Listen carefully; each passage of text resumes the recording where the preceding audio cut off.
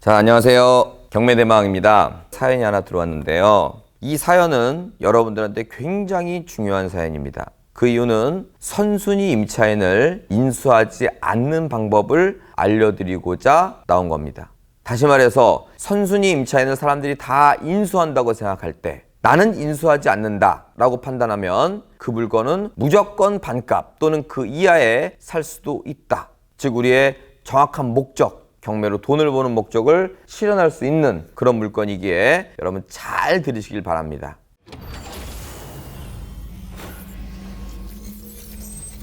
조금 어려울 수 있어요. 어렵더라도 좀 반복해서 들으셔갖고 여러분들 확실하게 갖고 가시길 바라겠습니다. 자, 그러면 바로 이 물건부터 분석을 해보도록 하겠습니다. 자, 이 물건은 군산에 있는 아파트입니다. 감정가는 7,300이고 최저가는 3,500입니다. 옆에 칠판에 적어볼게요. 감정가 7,300, 최저가 3,500만 원.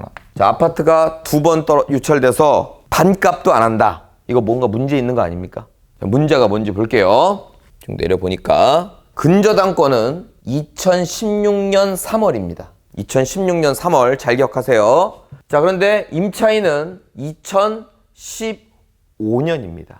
확정을 받았으면 문제가 없는데 확정을 늦게 받았어요. 따라서 이 임차인은 즉 보증금 5천만 원은 전부 낙찰자가 인수해야 한다. 따라서 3,500만 원의 낙찰을 받더라도 5천만 원을 인수해버리면 8,500만 원, 즉 감정가보다도 비싸진다. 어렵지 않죠? 자, 1순위가 뭐예요? 임차인이에요. 확정을 늦게 받은, 그러면 헷갈리니까 확정을 안 받은 거랑 똑같은 거니까 확정 없는 임차인 5천만 원 A입니다.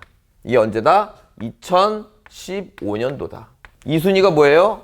근저당이죠. 이날이 2016년이다.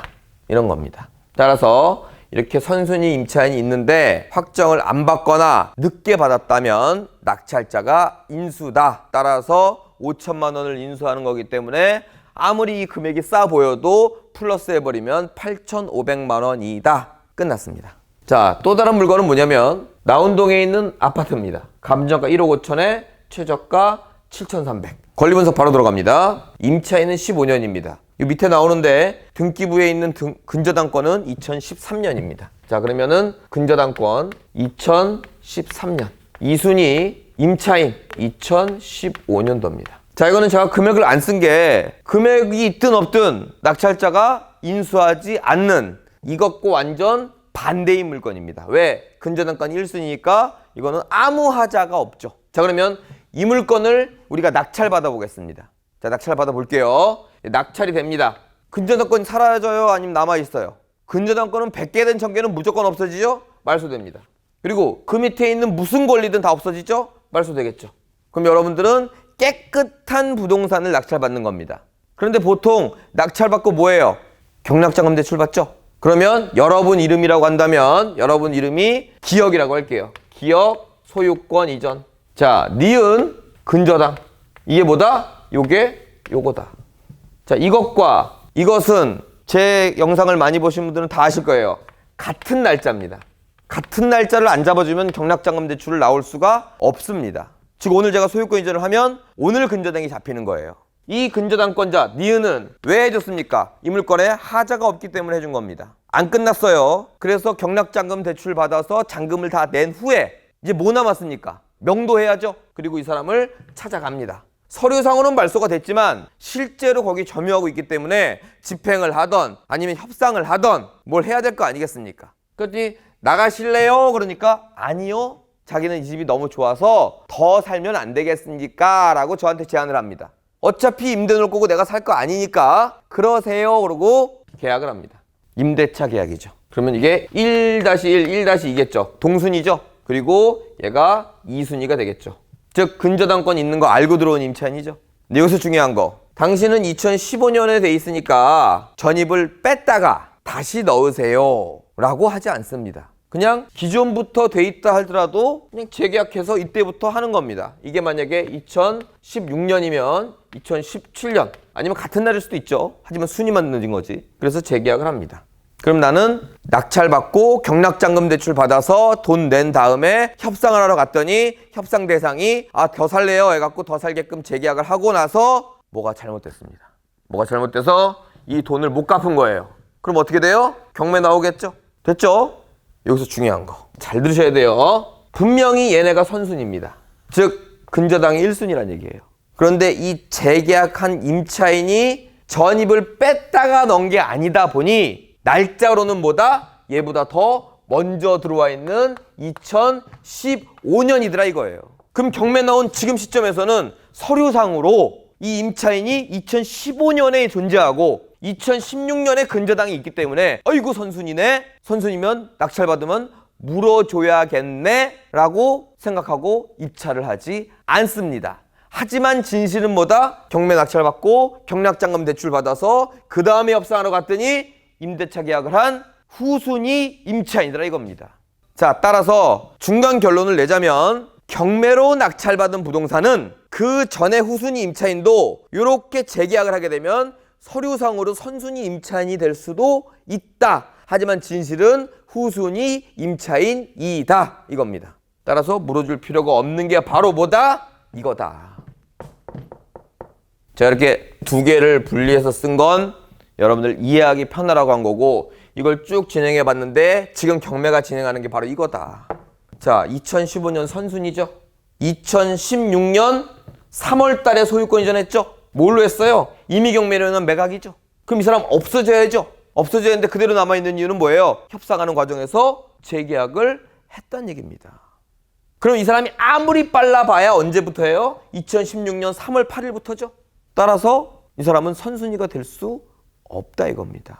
단 은행과 무슨 협상이 있어서 선순위를 해주는 경우가 아주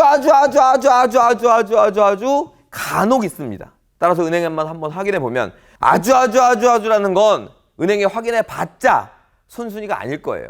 확인해 보면 선순위 아닙니다 하면 이 물건은 무늬만 선순위지 사실은 2016년 3월 8일 이후에 계약한 후순위 임차인이다 이겁니다. 따라서 일반인들, 초보자들은 여기에 뭐라고 써 있습니까? 대항력 있음 이렇게 나오죠. 누르기도 싫어. 왜냐면 여기 이제 경매 목록에 보면 누르려니까 대항력 있는 임차인 있음 이렇게 써 있어요. 그리고 막상 눌러보면 어떻게 돼요? 대항력 있음으로 나오고 보증금을 물어줘야 되기 때문에 7,300만 원짜리가 3,500만 원까지 떨어지는 이런 현상이 벌어진다 이겁니다.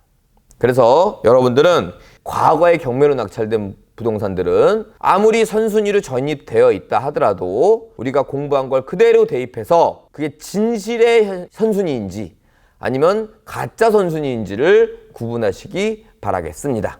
이런 것만 잘 찾아내도 우리는 싸게 낙찰을 받을 수 있다. 지금 아파트 낙찰가가 뭐 미쳤네, 올랐네, 뭐 희새껏 다 쓰네 일반인의 이야기고요. 우리는 우리만의 시장을 찾아서 이렇게 움직이시면 된다. 자, 그래서 우리는 선순위를 인수하지 않는 방법 그리고 무조건 반값 이하에 사는 방법을 한번 배워봤습니다. 근데 여기서 중요한 게 하나 있어요. 도저히 그냥 넘어갈 수 없는 어떻게 보면 이런 지식, 경험보다 더 중요한 건데요. 자, 이게 과거 거고 이게 현재 거죠. 이렇게 열심히 분석하면 이야 끝내준다 야 반값에 살 수 있고 그렇지만 감정가를 한번 보겠습니다. 2016년에 나온 감정가 1억 5천이고 최저가 7,300에서 여기서 좀 더 썩고 받았습니다. 근데 2021년이 되니까 1억 5천 감정가가 어떻게 됐어요? 7,300만 원이 됐습니다. 그리고 하자가 있다 보니까 하자가 있는 것처럼 보이다 보니까 더 떨어졌습니다. 뭐 이런 말 있죠? 나무를 보지 말고 숲을 봐라 이런 말이 있는데 나무를 봤을 때는 야 이거 내가 풀 수 있으니까 선순위지만 진실은 선순위가 아니래매 그럼 사면 되겠다 하는데 좀 멀리서 숲을 보니까 여기가 미래 가치가 없는 거야. 대한민국 부동산이 대부분 올랐다는데 여긴 떨어졌어. 그것도 많이. 이런 시세 파악 및 미래 가치에 대한 부분은 다시 한번 생각해 봐야 된다는 점. 어떻게 보면 이 낙찰자는 가격이 계속 떨어지니까 일부러 이자를 안 갚아서 경매가 나올 수도 있다는 점, 그런 건 아닌 것처럼 보이지만, 그래서 나무를 볼 땐 선순위 임차인을 인수하지 않는 방법을 배웠지만 숲으로 보기엔 이 물건은 미래 가치가 아주 특별하지는 않다라는 점을 다시 한번 말씀을 드리는 바입니다. 따라서 우리는 나무와 숲을 모두 다 보기 시작하면 실패 없는 투자를 할 수 있다라는 말씀을 드리면서, 오늘 영상 이해 잘 안 가시면 2번, 3번 더 반복하셔갖고 꼭 여러분 걸로 만드시길 바라겠습니다. 자, 여기서 마치겠습니다. 감사합니다. 경매대망이었습니다.